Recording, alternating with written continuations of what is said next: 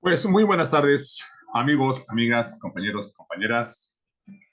Vamos a hacer unos rápidos comentarios sobre el tema que están traído, que está comentando bastante y que tiene que ver con la reforma al Poder Judicial.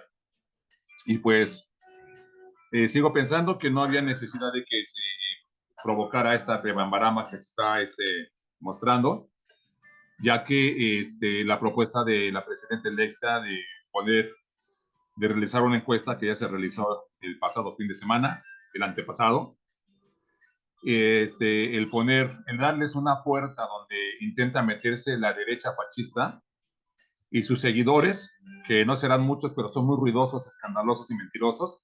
Esto se pudo haber evitado si no se hubiera abierto la posibilidad de que se llevara a discusión la reforma judicial, la iniciativa de reforma judicial que el presidente mandó a principios de este año.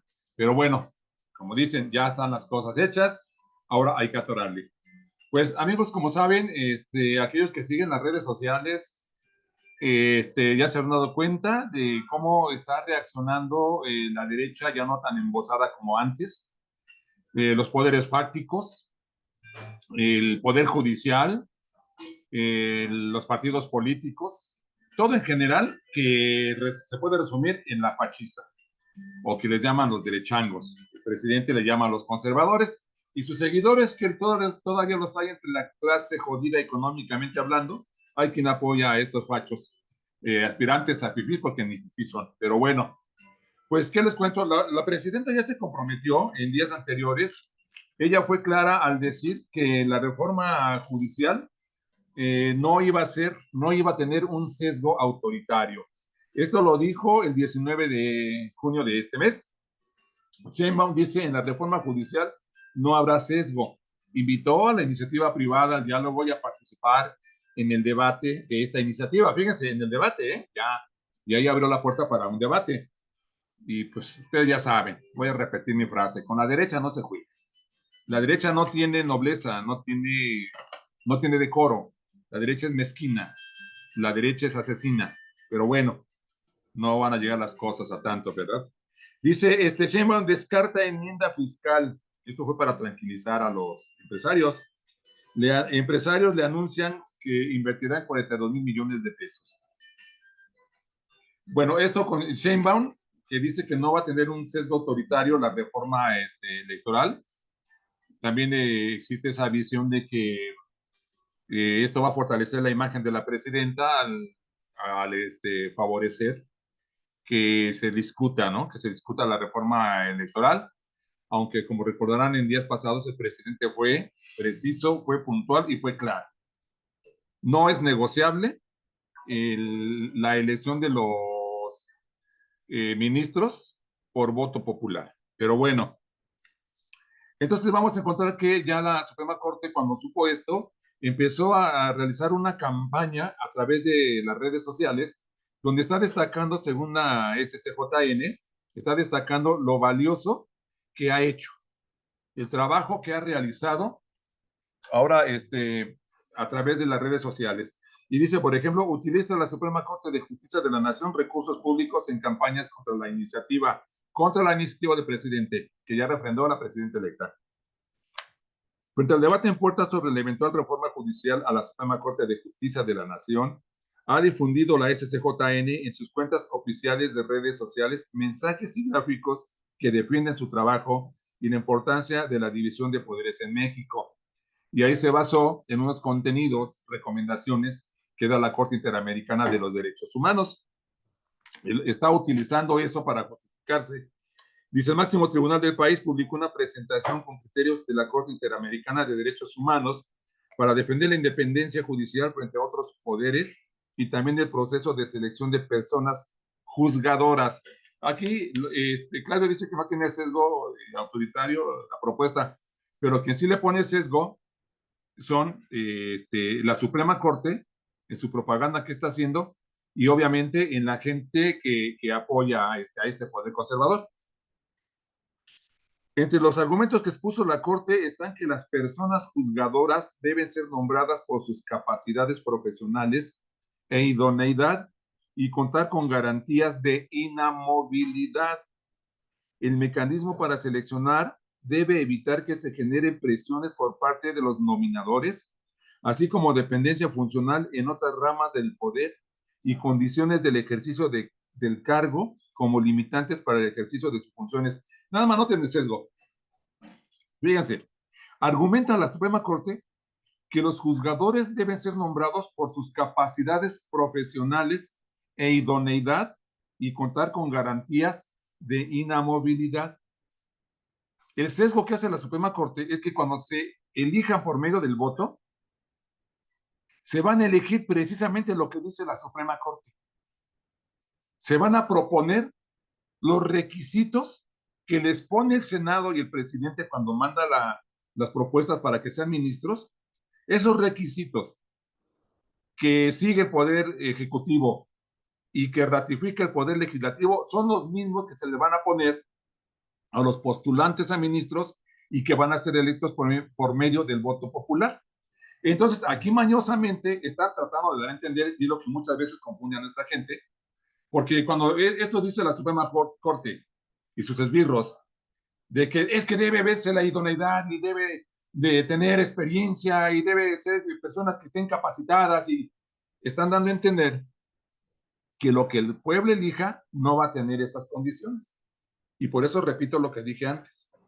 Esto que alega, que argumenta la Suprema Corte, son los requisitos que desde antes ha seguido el Poder Ejecutivo para tomar en cuenta y lanzar la propuesta de quienes integrarían la Corte, y que el Poder Legislativo, senadores principalmente, avalarían en base a esa idoneidad y a esos requisitos que ponen, como de ser y tener 10 años de ser abogado, primero ser abogado, segundo, tener 10 años de experiencia y que tengan el carácter idóneo para ser juzgadores, que ahí se ve algo como que tengan buena fama. Bueno, esos requisitos se han seguido desde tiempo atrás.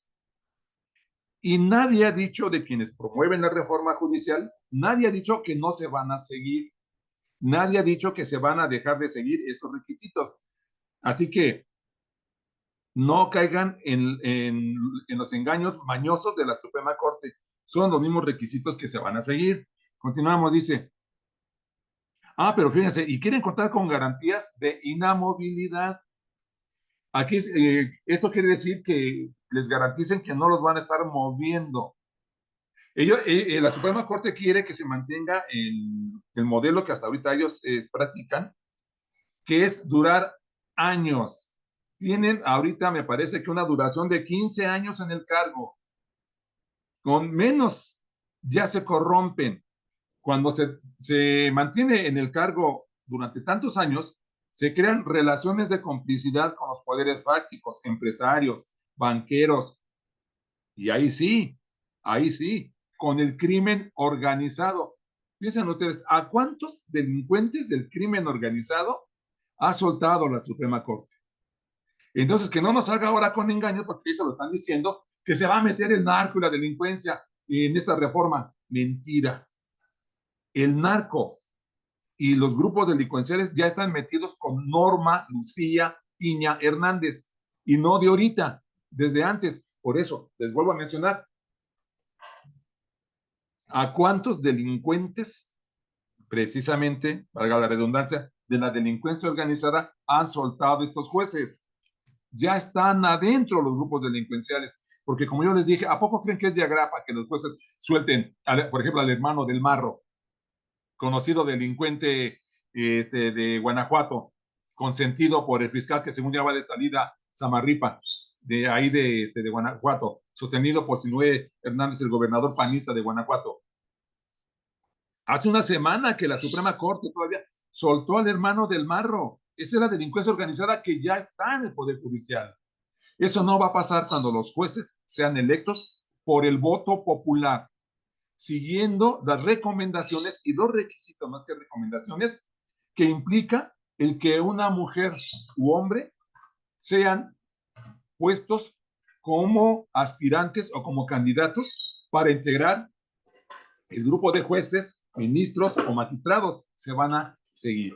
Entonces, digo, para que no caigamos en esto, pero quieren garantías de que no sean inamovibles, de que sean inamovibles, más bien dicho.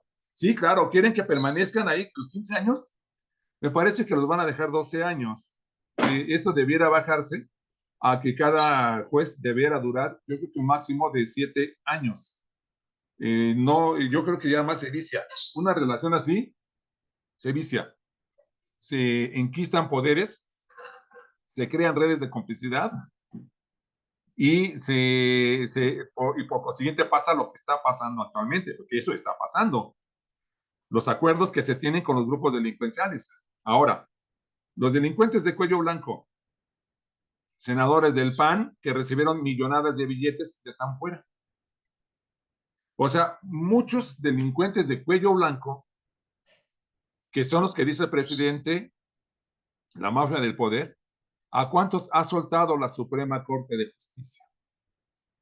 O sea, ha soltado casi a todos los que estaban acusados por lavado de dinero, por utilización de recursos ilícitos, riqueza inexplicable. Muchos de los políticos que son de los delincuentes de cuello blanco están libres y los ha soltado la Suprema Corte. Entonces, que no nos venga con ese cuento de que quiere espantar al pueblo, quiere confundir a la ciudadanía para que se manifieste en contra de la reforma judicial, y eso no va a ser. Fíjense, dice, el Poder Judicial ha abierto a la autocrítica, dijo la consejera López Benítez, es una consejera. Vamos a hacer rápidamente la lectura. En representación del Consejo de la Judicatura Federal, CJF, la consejera Lilia Mónica López Benítez reconoció que el Poder Judicial de la Federación, PJF, tenemos claro que hay una exigencia social para que se mejore la administración de justicia, y por ello aseguró, están abiertos a la autocrítica y a la crítica constructiva para ir por una verdadera reforma judicial que brinde certeza jurídica en el plano nacional e internacional. Tenemos el compromiso de escuchar y atender a dichos reclamos legítimos de la sociedad mexicana a la que nos debemos, dijo en la Universidad Autónoma de Aguascalientes cuando se inauguró el Foro 11 del Encuentro Nacional para la Agenda de Seguridad y Justicia que convocó la Suprema Corte de Justicia de la Nación el jueves 20, la semana pasada. Eso dijo, pero vean con qué remata esta consejera de la Judicatura Federal, del Consejo de la Judicatura Federal. ¿Cómo remata? Insistió que las personas juzgadoras deben ser elegidas por conocimiento, experiencia, mérito profesional y capacidades, y no por las urnas, aunque una mayoría electoral pudiera vislumbrarse como medio ideal para legitimar los cargos en el Poder Judicial. Concluyó que los juzgadores no deben estar subordinados a ninguna ideología. ¿No lo están? Y sí sujetos a respetar de manera irrestricta a lo que mandata la Constitución. Si respetan lo que mandata la Constitución, no es para que vean cómo son de hipócritas. La Constitución mandata que nadie gane más que el presidente. Aquí la señora se muerde la lengua, porque está diciendo, sí sujetos a respetar de manera irrestricta lo que mandata la Constitución. Consejera de la Judicatura Federal, hipócrita.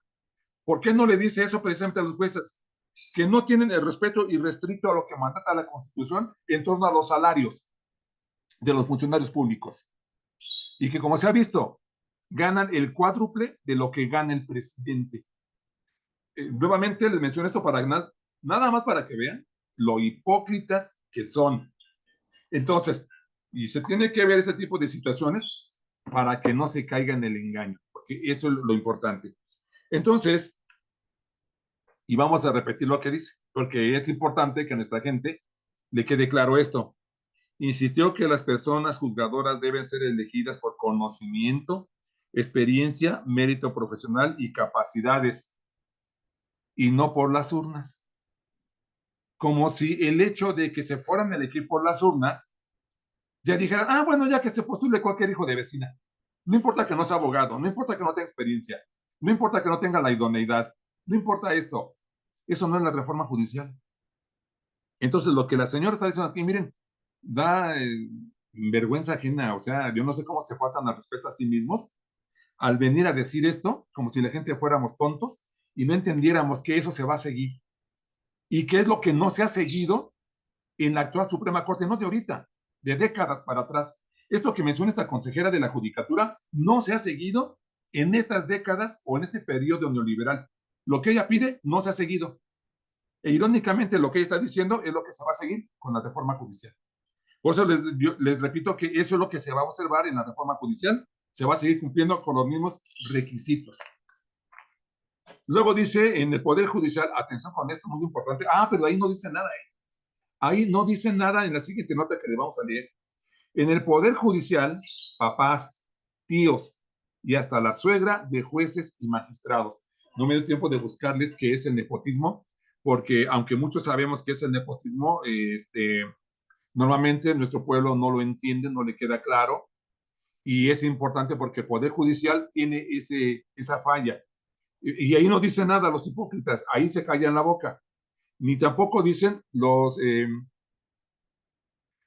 periodistas, los chayoteros como Loret de Mola, como Joaquín López Dóriga, este señor el de imagen, Ciro Gómez Leiva, Azucena Uresti, Carmen Chayistegui, eso no lo dicen. Entonces, nepotismo, utilización de un cargo para designar a familiares o amigos en determinados empleos o concederles otros tipos de favores al margen del principio de mérito y capacidad. Aquí te está diciendo que el nepotismo es que utilizan su cargo para darles empleo a sus familiares, no respetando el principio de que se tenga mérito y de que se tenga capacidad.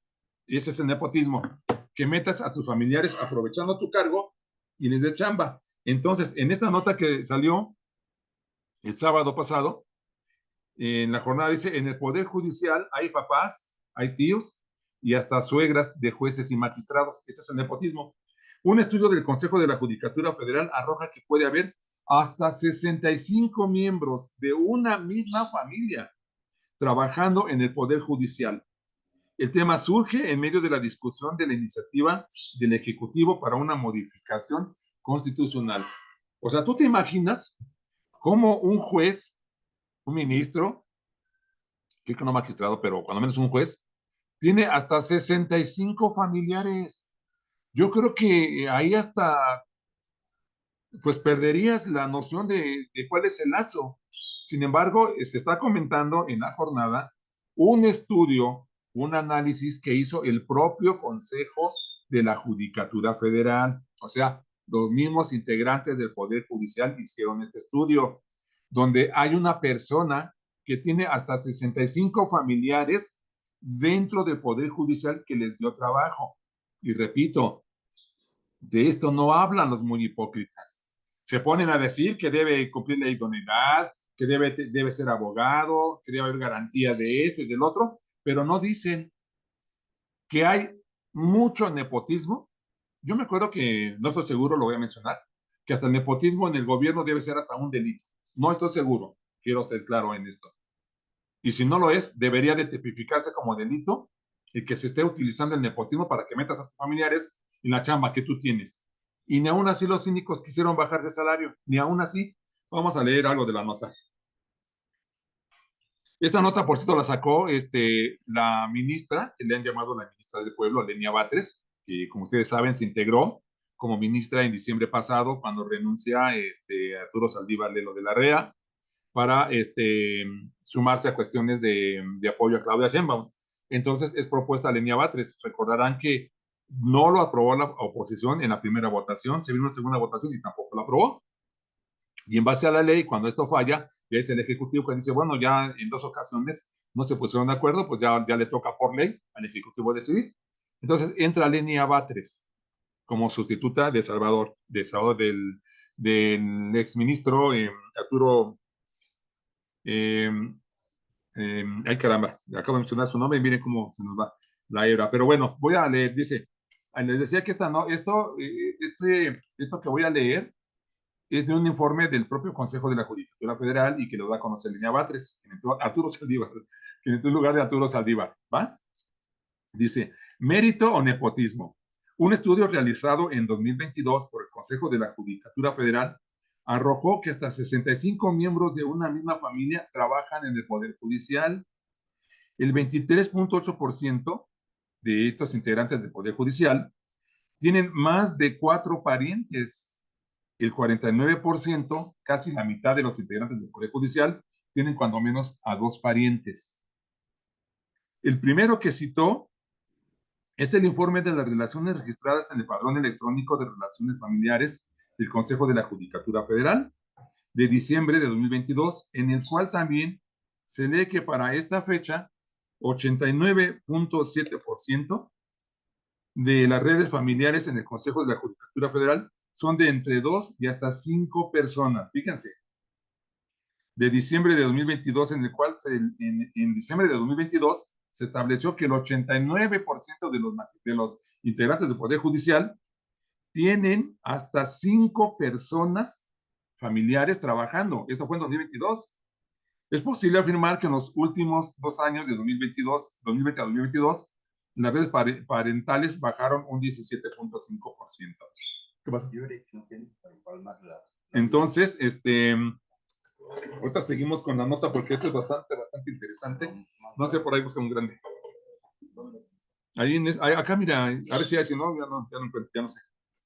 Dice, se precisa que aun cuando las personas que integran estas redes familiares pueden no tener un vínculo directo, si lo hay, tomando en cuenta si lo hay, perdón, aquí es afirmación. Se precisa que aun cuando las personas que integran estas redes pueden no tener un vínculo directo, sí lo hay, tomando en cuenta la afinidad y consanguinidad hasta el 5º grado, refiere el informe.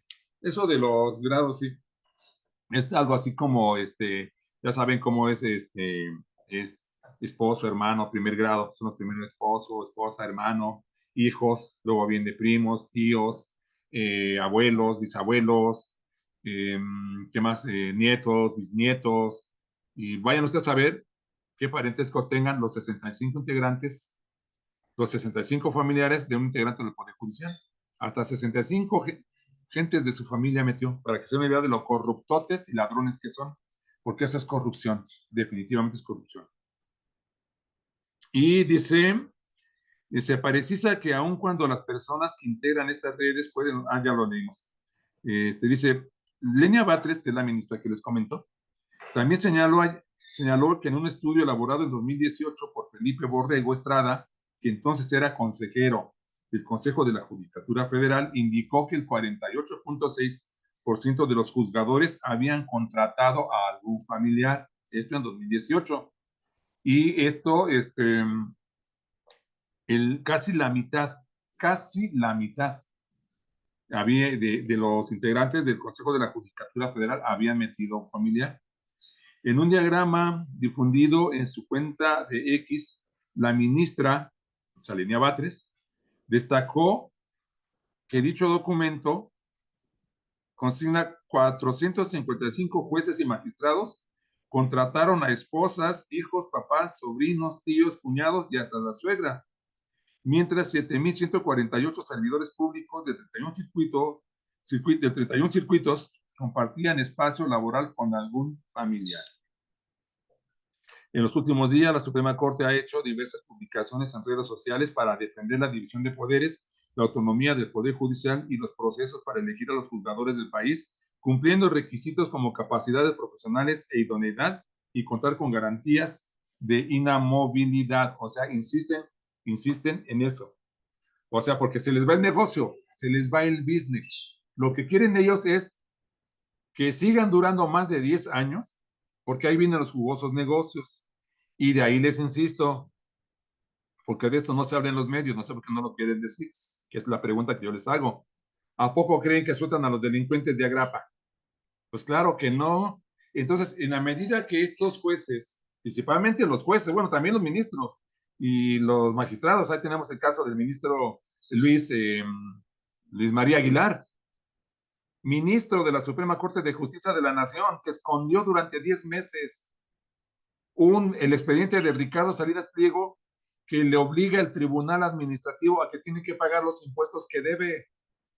Y este señor, Luis María Aguilar, para vergüenza de la Suprema Corte, atrajo el caso y lo guardó en su cajón durante 10 meses. Esto es precisamente lo que se crea cuando duran tantos años en el cargo. Yo creo que lo ideal sería que fuera también sexenios, así como el presidente, que se unificara, que fueran 6 años y vámonos, te vas. Y lo importante que ya se menciona en la reforma es que no va a haber reelección. Y eso es algo que es también pues sumamente importante. Y bueno, seguiremos comentando este tipo de notas, porque aquí la cuestión es que ya perdí la nota. Ahora sí voy a decir como aquella. Se me fue el discurso. No, claro que no, aquí no somos así. Tenemos el caso que es, este caso la verdad sí fue bastante grave, considero yo, y que se tiene que decir que ya empezaron las discusiones, por cierto, ya empezaron, aquí está. Costará en promedio 1 millón cada empleado del Poder Judicial en 2024. Si tomas en cuenta que hay 55,205 plazas, 55,205 integrantes del Poder Judicial que están percibiendo salario. Cada uno de los 55,205 empleados del Poder Judicial va a costar 1 millón, en promedio 1 millón en este año que viene.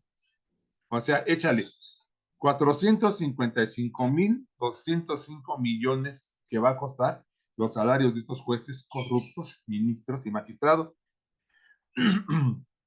Entre sueldos, prestaciones de ley y seguridad social, pagos por riesgo, que se dan a algunos funcionarios como los ministros de la Suprema Corte de Justicia de la Nación, sumados a los seguros y fondos de ahorro, el salario de cada empleado de Poder Judicial de la Federación PJF, costará a las finanzas públicas 1,031,382 pesos en promedio este año.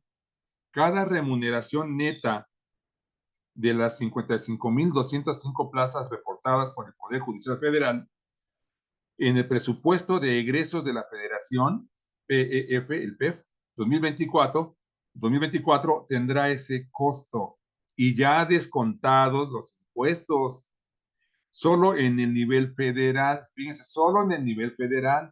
O sea que va a salir más costoso si ya empezamos a incluir los niveles locales, estatales. Muy por encima, esto en un país que se ubica como el sexto más impune de América Latina. O sea, el país, México, nuestro país, está considerado en sexto lugar del país que tiene más impunidad. Es un lugar muy malo, o sea, estar en sexto lugar. Entonces, imagínense ustedes, con estos niveles de impunidad que se ocupa el sexto lugar en América Latina y con esos sueldazos, o sea, como decía el presidente, estos no tienen llenadero, no tienen llenadero. Y vean ustedes, o sea, además de los sueldazos que dice que va a costar más de 1 millón cada juez, ministro o magistrado del Poder Judicial, encima de eso, te menciono la corrupción. O sea, ¿tú crees que Luis María Aguilar escondió durante 10 meses el expediente de Salinas Pliego para que no pagara impuestos? ¿Tú crees que Ricardo Salinas Pliego no le dio una lana? Entonces, súmale los altos sueldazos que tienen estos señores que violan la Constitución y ganan el triple o cuádruple de lo que gana el presidente. Hay una violación. Supersueldos. Sexto lugar en impunidad. Poder Judicial. Meten familiares. No les basta, no tienen llenadero. Meten familiares para seguir, perdón ustedes, mamando del presupuesto público, los dineros del pueblo. Más la corrupción que practican, el dinero que les dé. Sueldazos, corrupción, familiares, con todo esto, y el sexto lugar en impunidad en América Latina. O sea, como dicen, ya el clásico, poquita madre, por favor, Poder Judicial. Muy por encima de la media. Bueno, déjame decir quién es esto.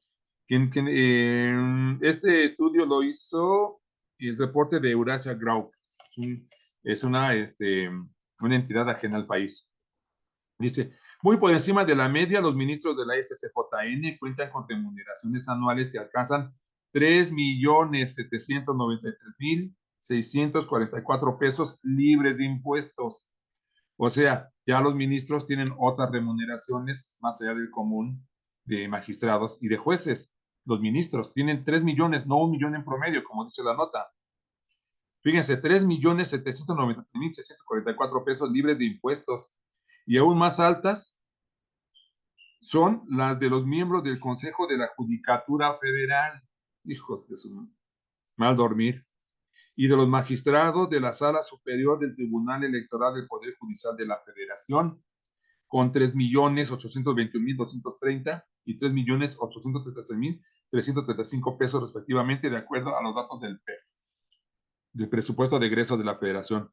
Eso es lo que ganan estos señores. Terminamos con esto. Lenia Batres participó en foro público el día de ayer sobre la reforma judicial y Lenia Batres, la ministra del Pueblo, dijo: necesitamos una reforma del Poder Judicial. Sí la necesitamos.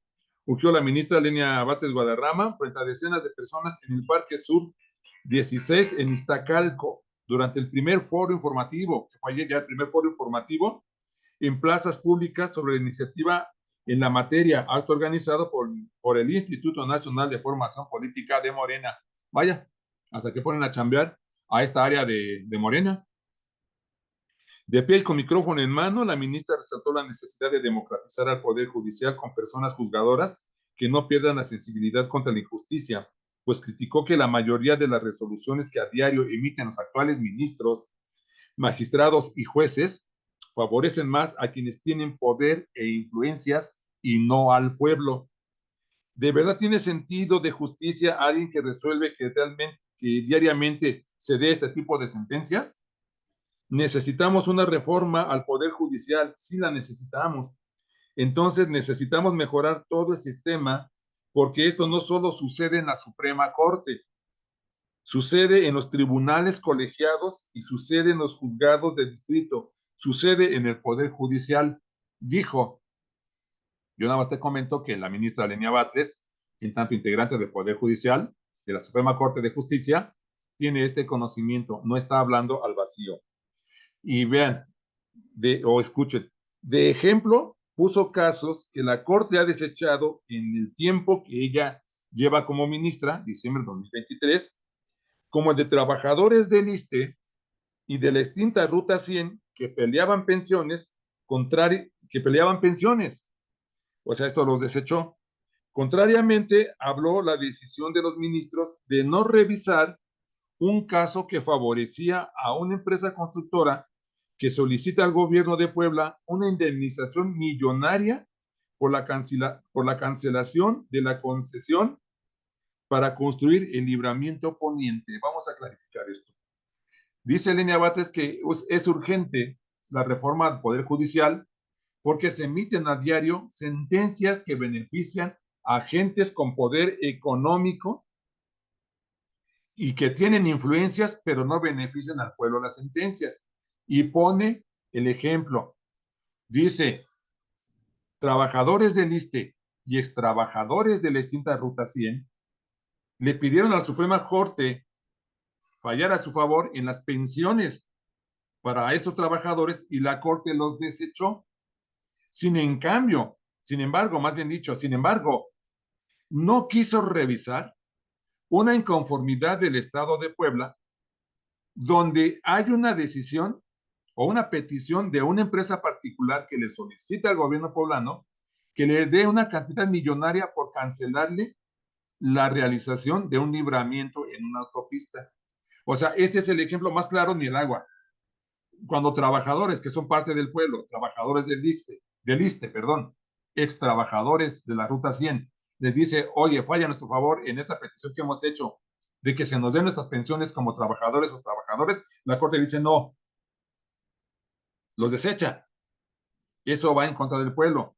Pero cuando una empresa le dice, no revises esa petición que te hace el gobierno de que revises mi solicitud de que me tiene que indemnizar, hace caso la Suprema Corte y no revisa la petición del gobierno poblano para ver si es factible que se le dé la indemnización que pide esta empresa.